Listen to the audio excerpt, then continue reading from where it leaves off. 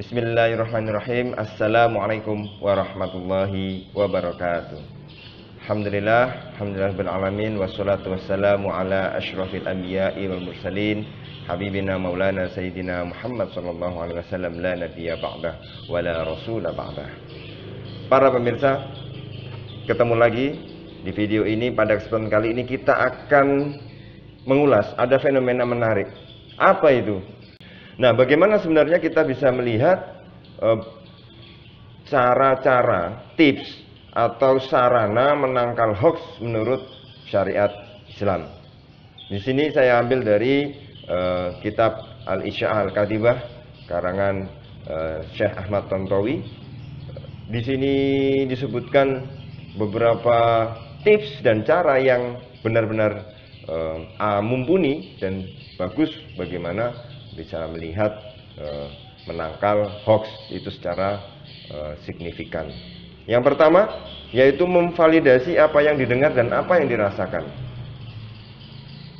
Memvalidasi apa yang didengar, apa yang dirasakan dan apa yang dikatakan. Artinya mencermati segala sesuatu dengan hati-hati dan teliti. Di dalam Al-Quran banyak ayat yang berbicara tentang mendahulukan validasi, verifikasi, tabayun ketika akan berbicara tentang suatu hal. Dari apa yang didengar orang lain dan dari apa yang dibaca dengan berbagai medianya. Artinya ketika berita hoax ini sampai kepada kita teliti dulu. Kita validasi, benarkah ini? Ini benar Pak. Ini salah satu penyaringannya. Pentingnya validasi dan tabayun terhadap segala sesuatu. Seorang sahabat bernama Usamah bin Zaid memergoki seorang musuh. Lalu musuh tersebut berkata, La ilaha illallah. Kemudian Usamah tetap membunuhnya. Ketika sampai di Madinah, Rasul Shallallahu Alaihi Wasallam bertanya kepada Usamah, wahai Usamah, apakah engkau membunuhnya setelah ia mengucapkan La ilaha illallah? Usamah menjawab, wahai Rasul, ia sengaja mengucapkannya karena berlindung agar tidak dibunuh. Rasul Shallallahu Alaihi Wasallam mengulangi pertanyaan itu berkali-kali. Wahai Usamah, apakah kau sengaja membunuhnya setelah dia mengucapkan La ilaha illallah? Berkali-kali. Ya. Sehingga Usamah merasa dia itu baru pertama kali, seolah-olah baru pertama kali masuk Islam. Maka kita bisa ambil, jangan terburu-buru menghakimi kamu bukan muslim kepada orang yang secara zahir mengaku muslim. Nah, jangan buru-buru menghakimi, oh kamu bukan Islam, kamu bukan muslim. Padahal secara zahir, secara dilihat secara nyata dari luar dia memang mengaku orang Islam. Ya. Sesungguhnya yang ada dalam hati hanya Allah yang tahu. Maka kita tidak bisa nahkumu bizzawahir. Nah, itu sudah terkenal di kalangan para ulama, kita menghukumi apa yang ada tampak di nyata dari luar. Ya. Kalau kita lihat, ya, seolah-olah Rasulullah ingin berkata kepada para sahabat, apakah kalian ingat ketika dulu beriman di hadapan Rasul, ya, di hadapanku, kata Rasul, cukup hanya dengan perkataan 2 kalimat syahadat, bukan yang lain. Ya. Maka terimalah apa yang zahir, ya. Kita tidak usah ngurusi yang di dalam. Kalau dia memang secara zahir Islam, ya sholat, ya sudah, jangan tuduh dengan yang lain-lain, ya. Tidak usah meneliti apa yang di dalam hati. Siapa yang menghakimi seseorang hanya berlandaskan kabar dusta dan prasangka buruk, maka Allah sendiri yang akan menghisapnya. Ya, karena hanya Allah yang benar-benar rinci terhadap segala sesuatu, maka Allah yang akan menghitung nanti. Ya. Kenapa? Karena dia menghakimi dengan sesuatu yang secara secara berlandaskan kabar dusta dan prasangka buruk. Maka orang ini yang akan dihisap, akan dihitung oleh Allah serinci mungkin. Ya. Yang kedua, bagaimana sarana menangkal hoax? Yang kedua adalah merujuk kepada sumber asli, sumber primer. Apa maksudnya ini? Kita lihat Rasulullah SAW bersabda yang diriwayatkan oleh Mughirah bin Syu'bah, ya, bahwa Rasulullah SAW melarang kila wa qala, katanya. Nah, Rasulullah melarang itu. Rasulullah bersabda, barang siapa berkata suatu perkataan yang dia rasa bahwa perkataan tersebut adalah dusta, maka dia adalah satu di antara pendusta. Kalau ada orang ngomong dan dia merasa oh ini kayaknya dusta, tapi tetap diomongkan, maka dia adalah salah satu dari banyak pendusta. Yang ketiga, sarana menangkal hoax, menyembunyikan hoax dan tidak mengulang-ulang membicarakannya. Justru sembunyikan. Kalau dalam media sosial sekarang, kalau Anda menerima ini yang sekiranya hoax, oh ini hoax, jangan malah disebarkan. Sudah, jangan disebarkan, cukup berhenti di Anda, ya. Tidak usah dibagikan, di-share ke orang lain. Ini adalah sarana yang paling berhasil. Anehnya, tetapi kita di zaman sekarang, hoax itu malah kita sebar. Nah, seharusnya cukup berhenti di kita, tidak usah disebar lagi. Memberhentikan hoax berarti mematikan siklusnya. Siklusnya berputar terus menyebar kepada orang lain. Tapi kalau berhenti di kita, tidak kita sebar, maka kita menghentikan siklusnya. Kita lihat dalam surat An-Nur ayat 16 sampai ayat 18, itu bercerita tentang hadisul ifki, tentang Sayyidah Aisyah dan hoax yang menyerang Sayyidah Aisyah. Adabnya adalah seorang mukmin menyembunyikan jika mendengar hoax dan menyetopnya, tidak meneruskannya ke orang lain. Ayat dalam An-Nur, surat An-Nur ayat 16-18 dan ayat sebelumnya serta sesudahnya bercerita tentang azab yang pedih dan hukuman yang berat terhadap orang yang menyebarkan berita bohong. Azab dan hukuman yang sangat berat bagi orang yang menyebarkan berita bohong. Ada dalam Al-Quran? Ada. Tetapi kenapa kita masih menyebarkan berita hoax? Ya. Yang keempat, sarana untuk menangkal hoax adalah melawan hoax dengan data dan argumen valid. Ini melawan. Oh, ini beritanya hoax. Kita lawan dengan data dan argumen valid. Contoh dalam peristiwa zaman Rasulullah SAW dan para sahabat, kita tahu bahwa ada hijrah Habasyah yang pertama, ya. Kemudian hijrah Habasyah pertama, kaum muslimin ini kembali ke Mekah karena mendengar ternyata di sana Mekah sudah tidak diintimidasi lagi. Ternyata pas sudah ke Mekah masih diintimidasi. Hijrah lagi yang kedua ke Habasyah.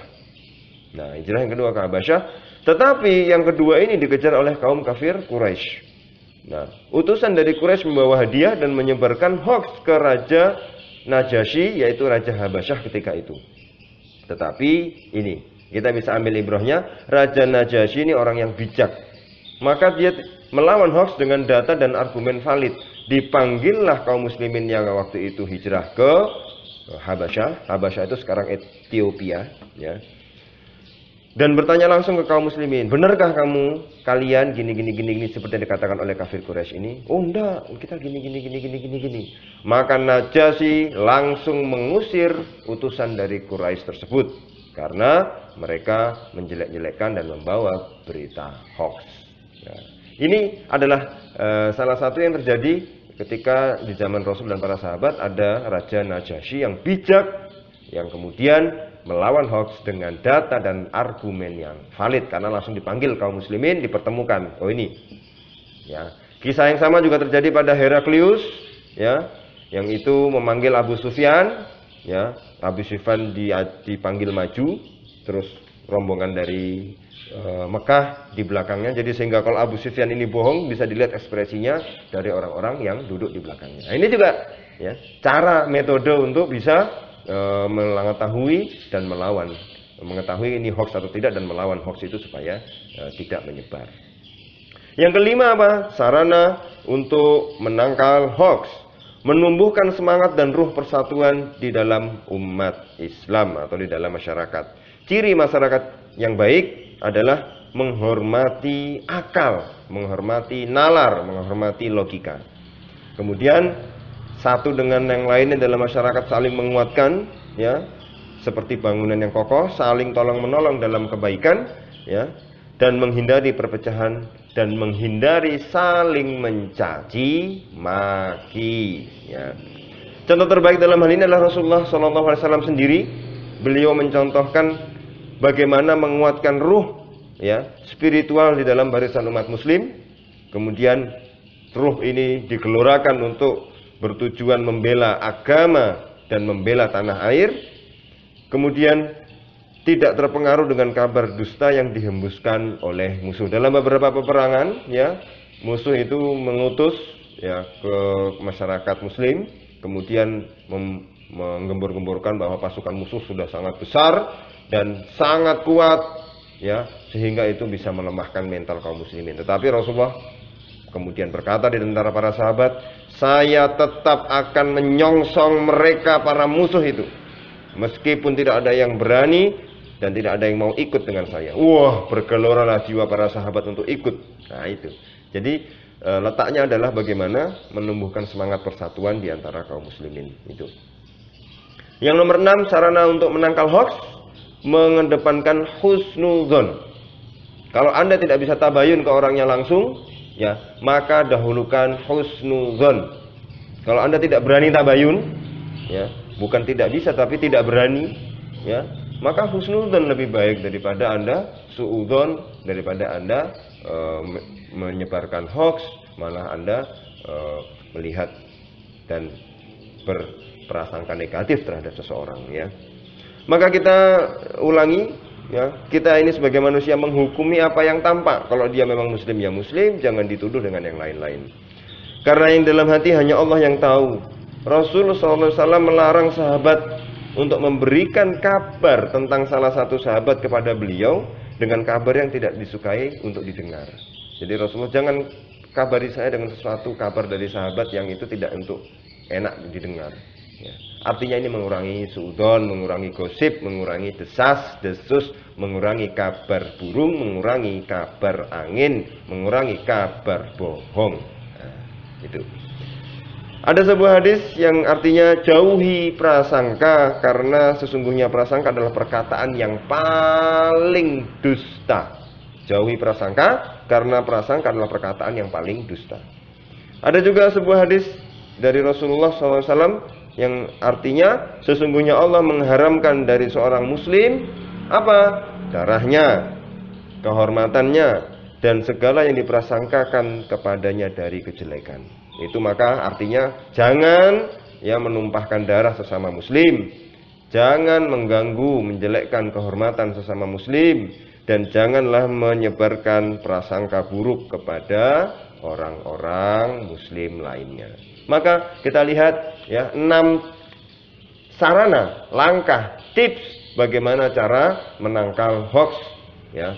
Ini yang dilihat dari syariat Islam. Maka mudah-mudahan dengan ini kita semua bisa terbebas dari hoax. Mari kita tegaskan mulai detik ini, mulai hari ini, mulai sekarang, tidak lagi untuk memproduksi hoax dan tidak lagi untuk menyebarkan hoax. Karena hoax bisa menyebabkan perpecahan, kebencian, dan caci maki di antara masyarakat. Mari kita berpikir secara logis, karena masyarakat yang bijak adalah masyarakat yang mengedepankan nalar, logika, dan pikiran, yang kemudian itu bisa membuat kita lebih bijaksana. Terima kasih. Assalamualaikum warahmatullahi wabarakatuh.